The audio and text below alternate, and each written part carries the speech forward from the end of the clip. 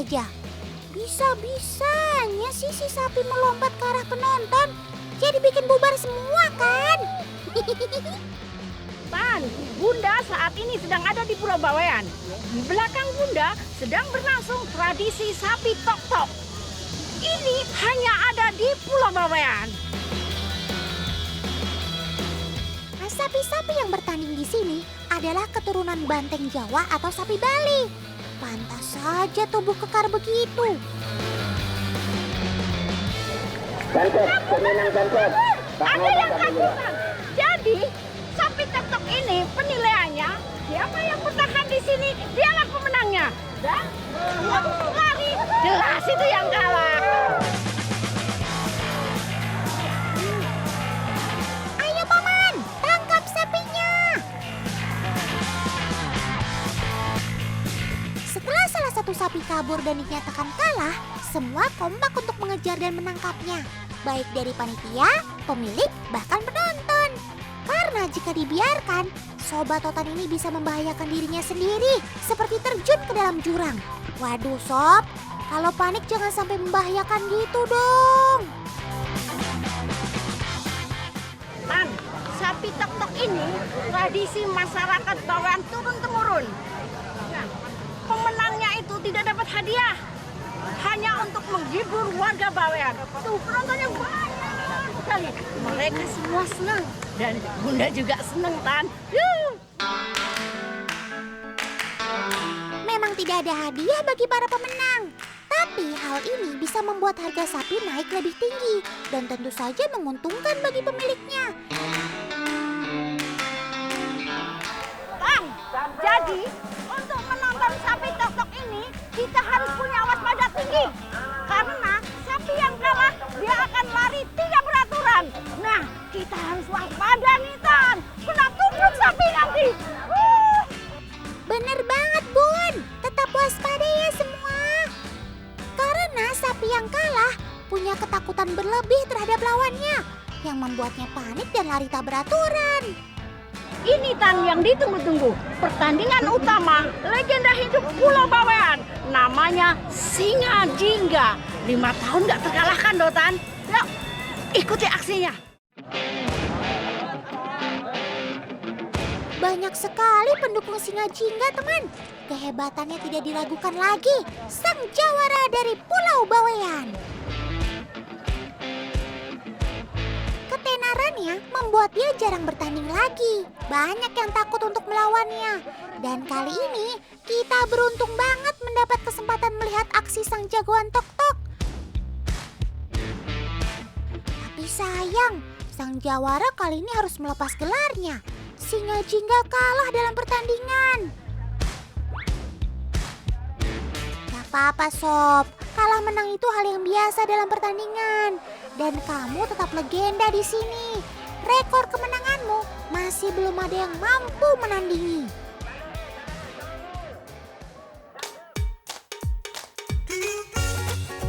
Bunda, mau kemana Bun? Tan, bukan cuma Bunda aja yang butuh olahraga. Sapi juga butuh olahraga Tan. Biar kuat, biar sehat. Nah, ini baru TOP. Olahraga di tempat yang indah. Ini sih menyehatkan mata juga, Bun. Untuk melatih fisik sapi tok-tok ini, dia biasa diajak jalan 1-2 jam. Latihan seperti ini berfungsi untuk melatih pernafasan sapi, teman. Selain itu, ia juga mendapatkan vitamin D dari sinar matahari pagi, agar tulang-tulangnya makin kuat. Medannya pun harus bervariasi, agar sobat ini mendapatkan tingkat kesulitan yang berbeda-beda. Jangan kasih kendor, Bun.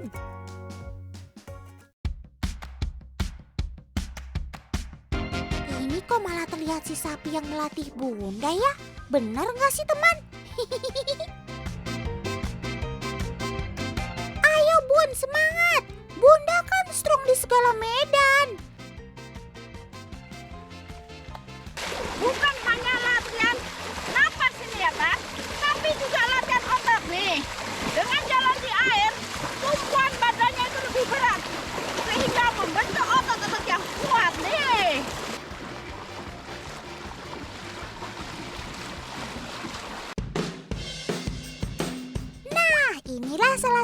rahasia kekuatan dari sapi tok-tok.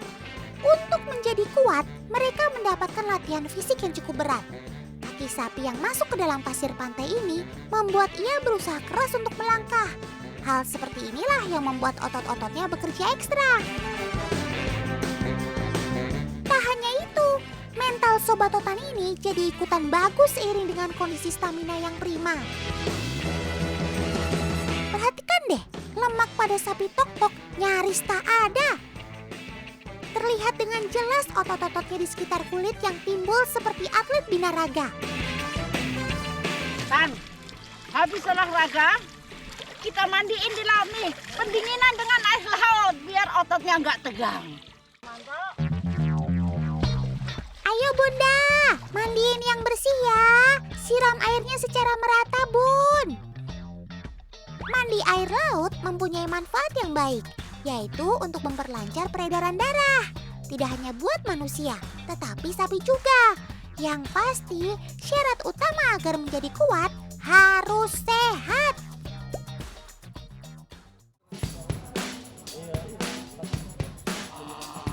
Wah, ini Bunda mau kemana lagi ya?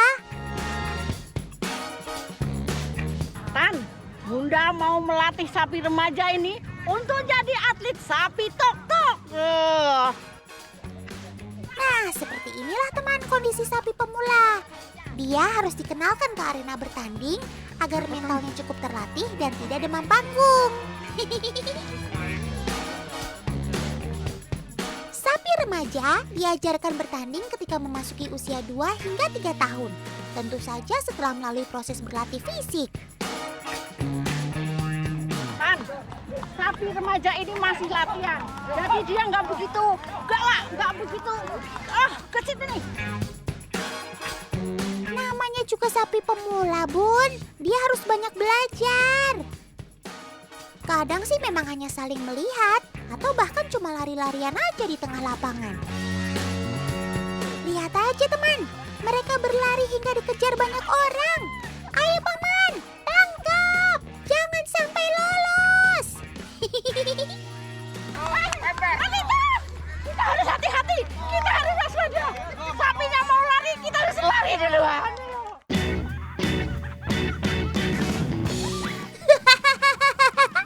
Mau lari kemana sih Bun? Pasti mau menghindar ya. Masa Ratu Venom bisa takut sama sapi sih? Tenang Bun, Otan jagain deh.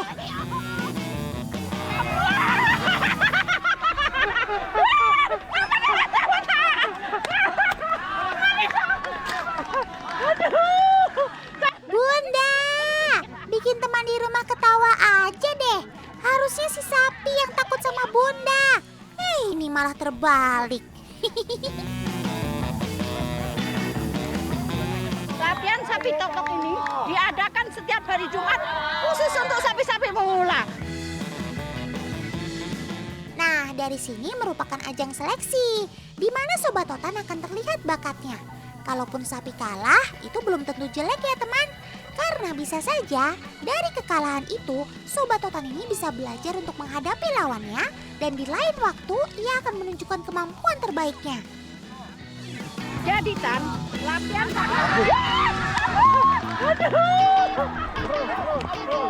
Nah, gitu dong Bun. Kejar! Jadi Tan, untuk latihan sapi tok-tok ini justru yang meriah itu pas kaburnya Tan. Semua heboh, termasuk Bunda lari Tan.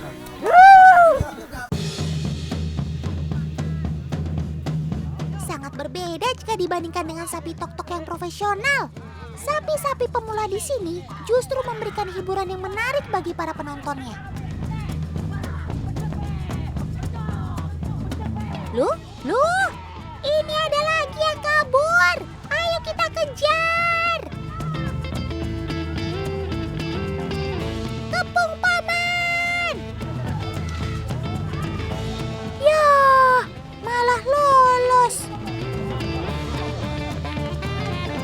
Terkadang momen kejar-kejaran seperti ini sampai masuk di dalam lingkungan rumah, teman.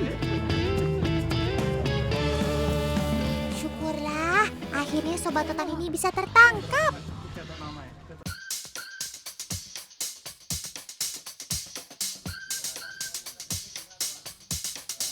Oh iya teman, sebelum sapi berlatih di dalam arena, biasanya para pemilik memberikan telur ayam untuk menambah tenaga si sapi.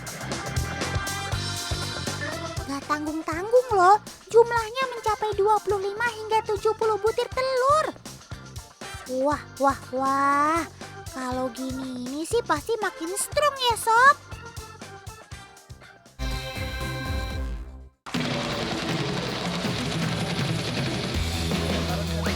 Yuhuu, lempar terus bunda, tangkap yang banyak. Jadi ini namanya budidaya polyculture teman, di mana udang dan ikan bandeng dibudidaya secara bersamaan. Unik ya. Untuk memanennya, masyarakat sekitar biasa menggunakan jaring lempar seperti ini nih. Nah, kira-kira bunda bisa nggak ya menggunakan jaring lemparnya? Semangat bunda!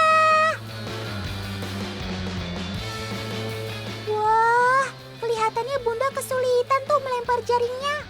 Maklum saja ya teman, jaring ini kan lumayan berat. Dibutuhkan keahlian khusus untuk menggunakannya.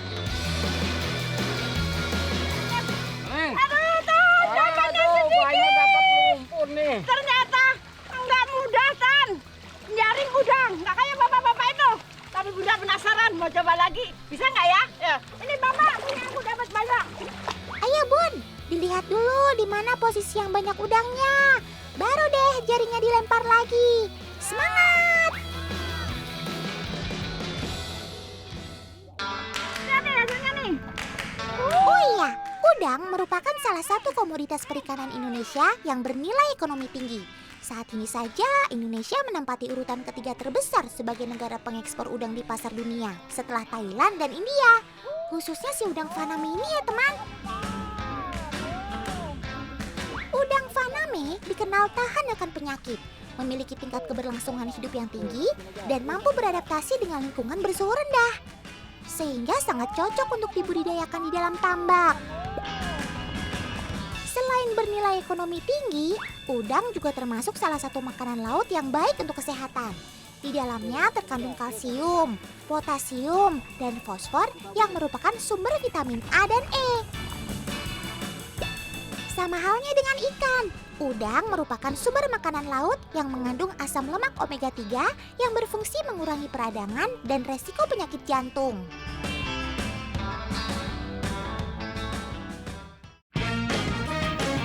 Udang juga memiliki kemampuan seperti bandeng. Ketika ditangkap, mereka akan berusaha melepaskan dirinya dengan cara melompat tuh teman.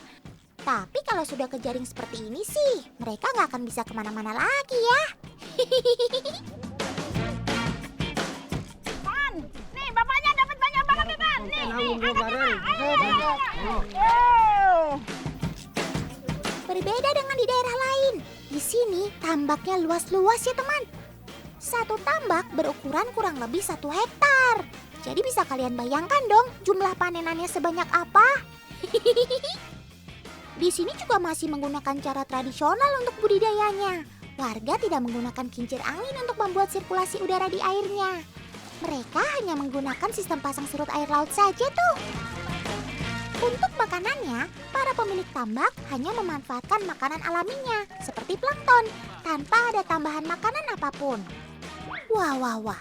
Kalau seperti ini sih, bisa dibilang budidaya ini sangat ekonomis ya teman, dan tidak memakan waktu. Karena masa panennya juga terbilang cepat, cukup 2-3 bulan, udang dan bandeng siap dipanen. Ternyata masih susah, Tan. Udah nggak dapat, berat. Mau tangkap pakai tangan aja lah. Yuk, ini bang. Bunda ada-ada aja nih. Masa nangkap udang hanya menggunakan tangan kosong? Emangnya bisa ya? Tan, udah nangkep pakai tangan. Nih dapat banyak, tapi ketusuk-tusuk sakit.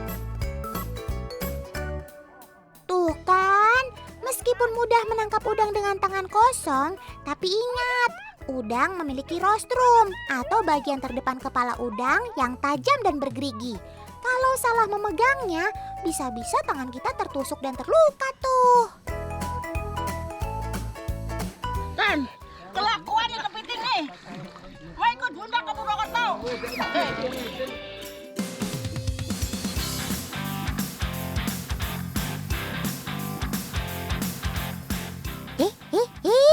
Ini Bunda kok malah berenang di kali? Lagi berenang apa menyelam sih, Bun? Tan, Bunda lagi agugu sama teman-teman Bunda tuh dari Purwokerto. Teman di rumah, ada yang tahu apa itu agugu? Agugu adalah cara tradisional menangkap udang. Keren ya, cara ini tidak memakai alat apapun loh. Dapat! Dapat Tan nih! Yeay, Bunda hebat juga nih bisa menangkap udang. Teman, ada yang tahu jenis udang apa? Yap, ini adalah udang windu. Mereka biasa ditemukan di sungai-sungai aliran hutan bakau. Pencarian seperti ini bisa dibilang unik, tapi juga cukup berbahaya ya teman. Karena mencari dengan cara meraba seperti ini, otomatis kita tidak melihat apapun di dalam air. Tidak semua orang bisa melakukan hal ini teman. Dibutuhkan keahlian khusus. Di desa Daun Bawean ini saja masih bisa dihitung dengan jari orang yang melakukan agugu. Cara tangkap seperti ini sangat menjaga alam teman, atau biasa disebut ramah lingkungan. Tan, ada yang dapat tuh Tan! Ada yang dapat gede, ayo kita samperin Tan! Wih, dapat jumbo!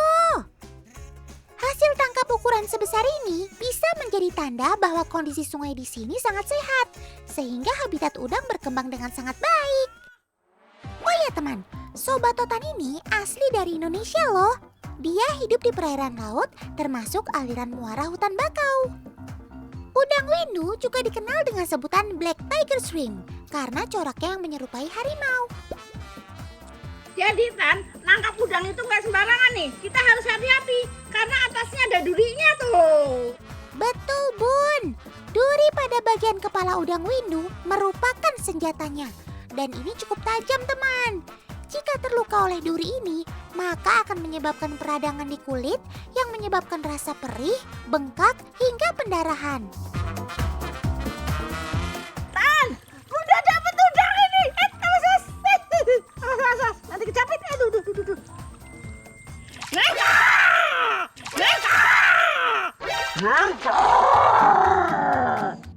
Ya, lepas. Nah, Tan. Lepas lagi.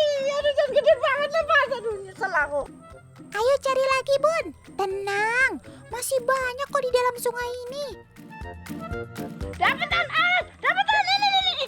Dapat Tan, nih, besar Tan. Harga udang windu tergolong mahal teman. Hal ini disebabkan jarangnya pembudidaya udang windu. Sobat Totan ini tidak mampu berkembang dengan baik saat ditempatkan pada kolam tambak. Ukurannya tidak bisa sebesar ketika di alam. Selain itu, udang windu juga rentan kena penyakit jika hidup di kolam tambak. Itulah mengapa harga udang windu mahal, karena hanya ukuran jumbo yang bisa didapat dari alam.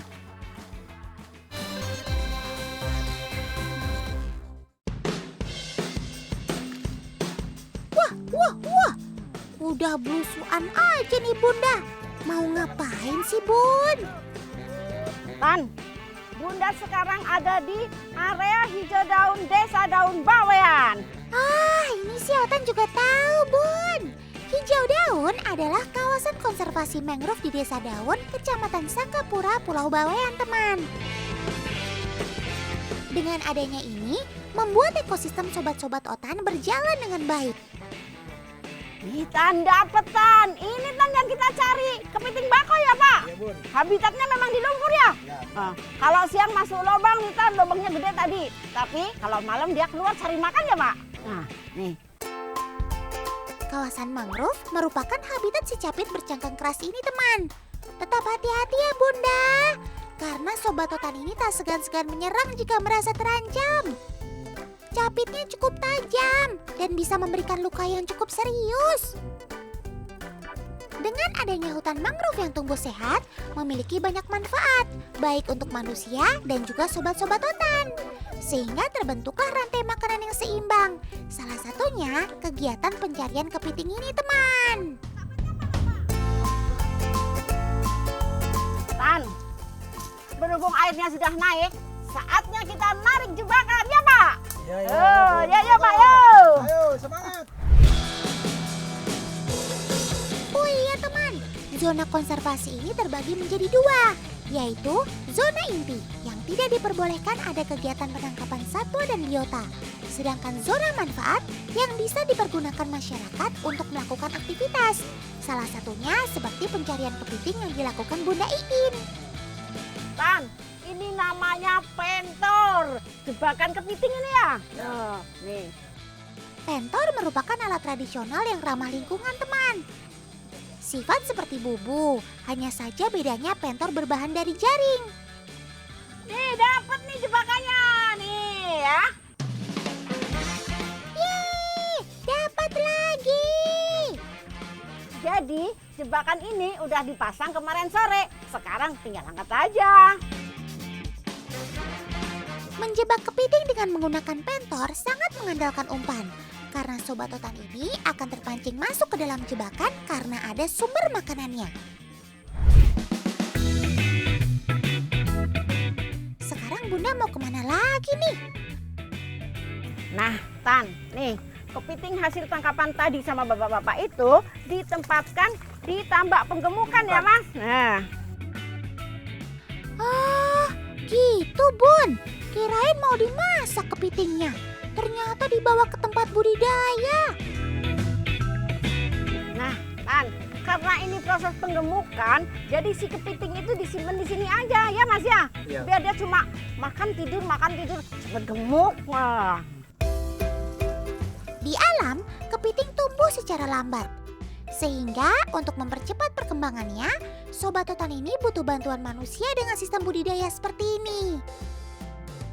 Penempatan pada kotak atau sekat membuat kepiting tidak banyak melakukan pergerakan.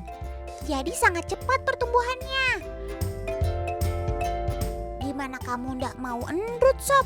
Pasti makan tidur aja nih kerjaanmu.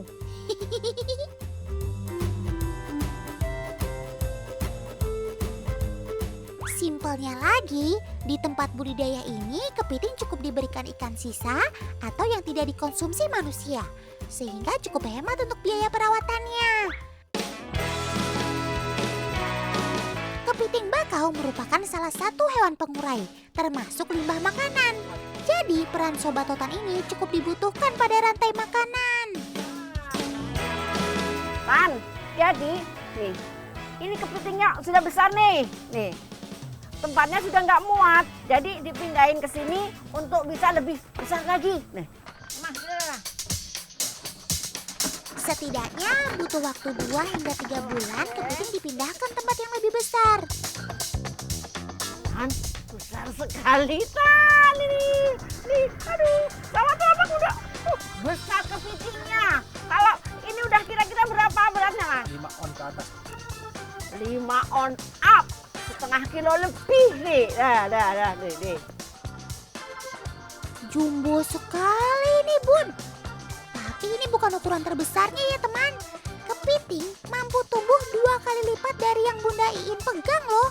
Dengan berat mencapai 1.700 gram. Weh. Kalau itu sih udah jadi ukuran monster. Beda betina sama jantan tuh nih. Kalau jantan tuh badannya kecil, tapi capitnya besar tuh. Tapi ya kalau betina nih badannya lebar, gede, tapi capitnya kecil dan juga ada tempat telurnya nih. Jangan sampai terbalik ya teman untuk membedakannya.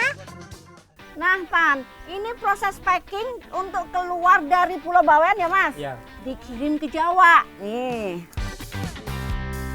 Oh iya teman, tidak butuh waktu lama untuk memanen kepiting hasil tangkapan alam. Proses penggemukan di tempat budidaya ini sekitar 2-3 bulan saja kok. Karena ukuran konsumsi yang diminati pasaran berukuran 1 kilo isi 3 ekor kepiting. Tapi di sini juga menyediakan permintaan khusus ukuran jumbo. Yang pasti butuh waktu lebih lama lagi untuk proses penggemukan sobat totan ini. Betina kepiting lebih mahal harganya dibandingkan jantannya. Kalau ingin memasak kepiting dengan rasa yang super lezat, belinya yang betina ya. Karena selain dapat menikmati kelembutan daging kepiting, kita juga bisa merasakan sensasi telur kepiting yang sangat legit.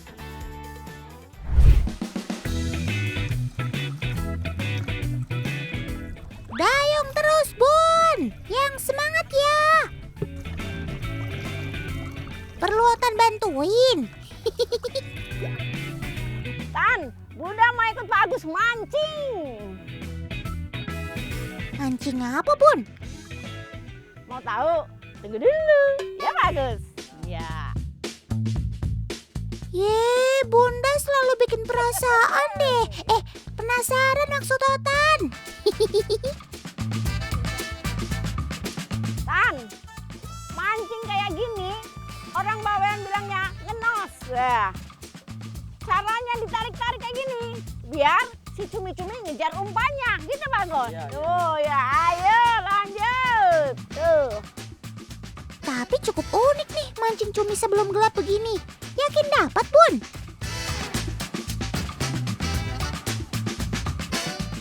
Tan, dapat nih. Pak Agus ini, warga Bawean ini kalau mancing cumi-cumi sore, dapatnya kecil ya Pak? Nah nih, dapat tapi kecil-kecil. Wah, ternyata beneran dapat, teman. Hebat. Bagi nelayan Bawean, memancing cumi dilakukan sore hari sampai menjelang malam. Sobat totan ini termasuk dalam hewan komunal, teman. Cumi-cumi adalah jenis moluska dari golongan Cephalopoda. Dalam bahasa Yunani memiliki arti kaki di kepala.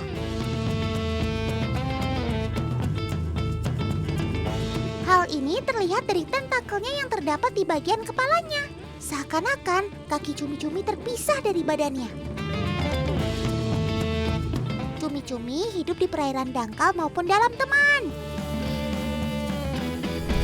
Ayo, Bun, semangat ya! Wow, strike! Dapat nih Tani, nih. Cumi-cumi ini jenis yang bisa gede ya Pak? Oh, bisa setangan Bunda nih kalau udah besar ya Pak? Nah, nih. Kita baru bisa menemukan cumi-cumi besar di perairan dalam, teman. Tapi untuk mencari ukuran konsumsi, nelayan Bawean cukup memancing di sekitar pantai saja. Pada umumnya, cumi-cumi memiliki ukuran 5 hingga 10 cm. Tapi, ada jenis besarnya yang mencapai ukuran 1,5 meter. Wah, ini sih ukuran raksasa, teman. Tan, dapat nih Tan. Nih, dia mengeluarkan tintanya nih. Ini bukan racun ya, tapi cuma buat mengaburkan pandangan predatornya, pemangsanya nih Tani. Banyak yang mengira tinta sobat totan ini beracun karena memiliki kandungan merkuri. Tapi tenang, hasil temuan dari para peneliti, kandungan merkuri tinta sobat totan ini termasuk rendah, sehingga aman untuk dikonsumsi. Tan, tintanya ini beda loh dengan tinta yang buat nulis. Kalau tinta ini dicuci langsung hilang. Nih, nggak membekas. Tapi kalau tinta bolpen dia akan masih menempel. Tentakel ini seperti tentakel gurita. Meskipun dia udah lemah, tapi tetap dia menghisap nih. Menghisap tangan Bunda nih. Nih. Cumi dan gurita memang berkerabat dekat, Bun. Hanya saja tentakel yang dimiliki cumi bentuknya lebih kecil dan pendek. Tentakel ini berfungsi untuk berburu mangsanya. Sekali tersentuh, maka dipastikan buruannya tidak akan lolos karena mempunyai daya hisap yang cukup kuat. Tan, mancing cumi itu umpannya bentuk udang tapi mata kailnya banyak. Nih. Dengan mata kail sebanyak ini, sangat efektif untuk menangkap cumi-cumi. Fungsinya untuk membelit tentakel sobat totan ini. Jika dipancing menggunakan kail ikan, pasti akan lolos. Otan jamin deh. Karena sobat totan ini merupakan biota laut yang sangat cerdas.